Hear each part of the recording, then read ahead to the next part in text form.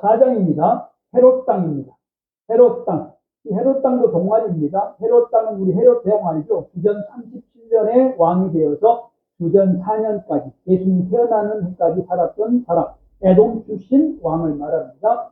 헤롯 땅은, 헤롯이라는 사람은 에돔, 이두메 출신입니다.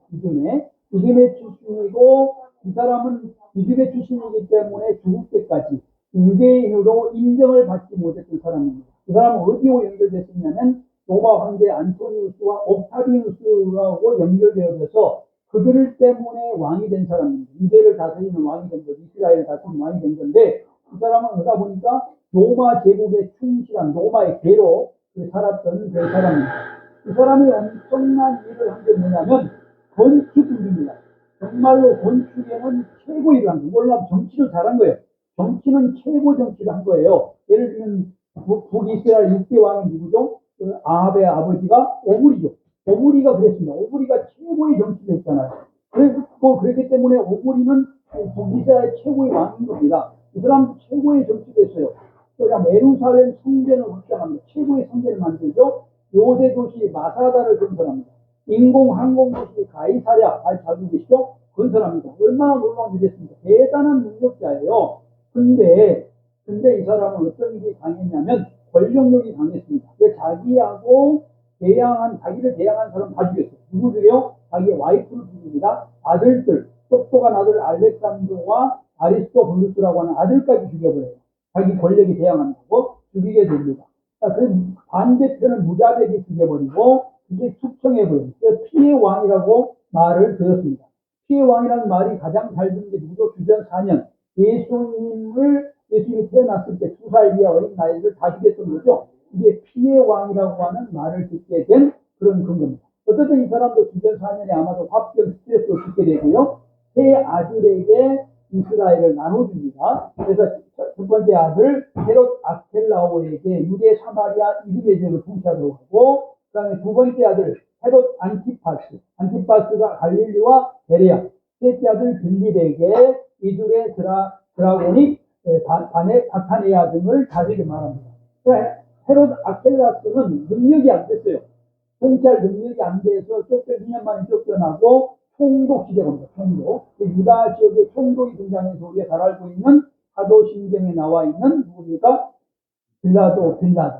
이제 빌라도가 등장합니다. 이것 때문에 큰아들이 영향을 못 미쳤기 때문에 둘째 아들과 헤롯 안티파스와 관련된 사람이 누굽니까? 헬의 요한을 죽인 사람이죠. 그러니까 빌립은 편안하게 지역을 발전시킵니다. 왜 그럴까요? 별로 유명한 지역이 아니에요. 그 당시 유명한 지역이 어디죠? 유다와 사마리아잖아요.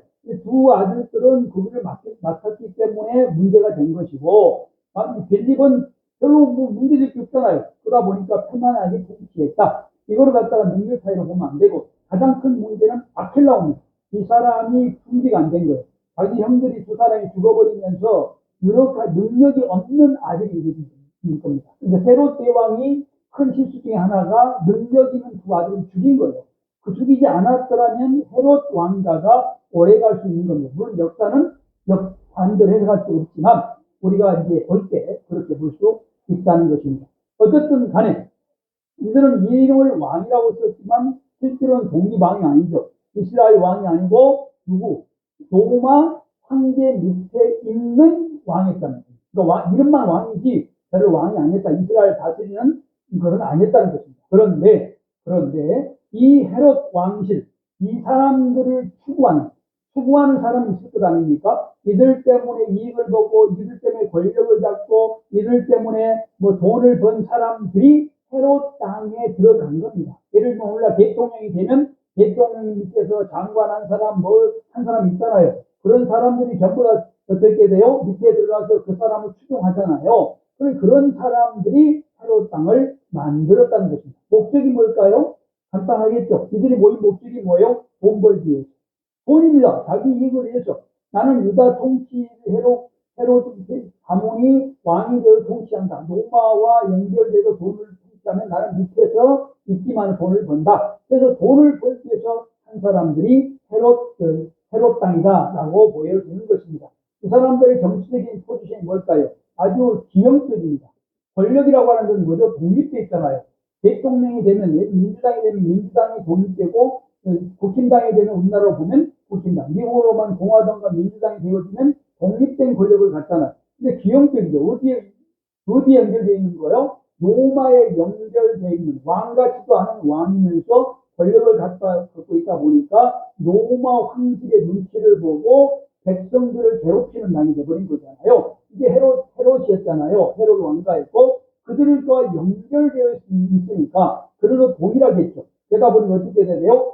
신로마 정책, 신헬라 정책을 쓸 수밖에 없죠. 그러다 보니까 어떻게 돼? 많은 민중들로부터는 변절자, 이방인의 앞잡이란 말을 들었죠. 좋은 말을 들어보지 못한 겁니다.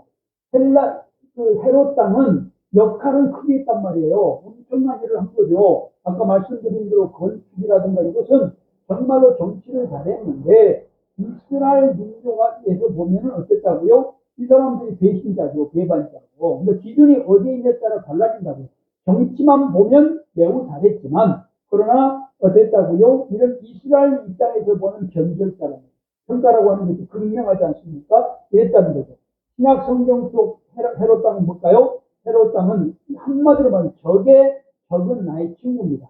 적이 뭘까요? 자, 헤롯 땅이라는 사람들은 바리새인들과 어떻게 돼요? 원래는 안 맞죠. 바리새인은 성경을 가지고 한 사람입니다.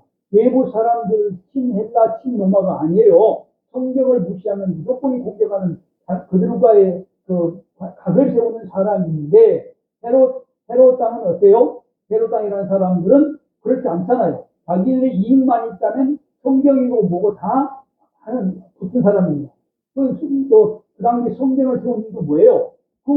지금 이스라엘 사람 마음 살려고 세운 거잖아요. 종교적인 마음도 없으면서. 그렇잖아요. 소위 말하는 중인데, 스님인데 교회 세우는 거 아니에요. 자기 이익 때문에. 그런 사람들이기 때문에 그랬다는 겁니다. 그래서 전혀 맞지 않았어요. 그런데 거기에 거기에 자기 원수가 하나 발생했어요. 자기 돈을 못 벌게 하는 사람이 등장합니다. 그게 누구죠? 예수죠. 예수가 등장하자 어떻게 되어야 돼요? 논쟁을 합니다. 예수님은 논쟁하죠? 자, 누구 합쳐가지고. 전혀 맞지 않는 바리새파 합쳐입니다. 그러니까 적과의 동침을 하게 된 거죠. 바리새파와 원래는 헤롯 땅이 맞지 않았는데 예수님을 잡기 위해서 바리새파와 하나가 된 거죠. 그러니까 적이 누구죠? 예수님이 적이죠. 적을 짓는 바리새파와 하나가 돼서 친구가 돼버린 겁니다. 이들은 철학이 있어요, 없어요? 없는 거죠. 세금 논쟁을 예를 들면 마태복음 22장 세금을 우리가 가이사에게 세금을 바칠까 말까 이렇게 물어보니까 예수님이 물어보잖아요. 그럴 때 누가 해요? 헤롯 땅과 바리새파가 합해서 말하는 겁니다. 합해가 예수님 죽이려고. 어떻게 하려고? 세금을 거두라고 하면 반역도 어떻게 되죠? 이방 세력에 동조한다고 그러고 걷지 말라고 하면 반역죄라고 하고 그러다 보니까 예수님이 가이사 것은 가이사예요. 이렇게 말하지 않습니까? 그런 일을 주동한 사람이 헤롯 땅과 바리새파 사람이다. 이렇게 볼 수가 있는 것이죠.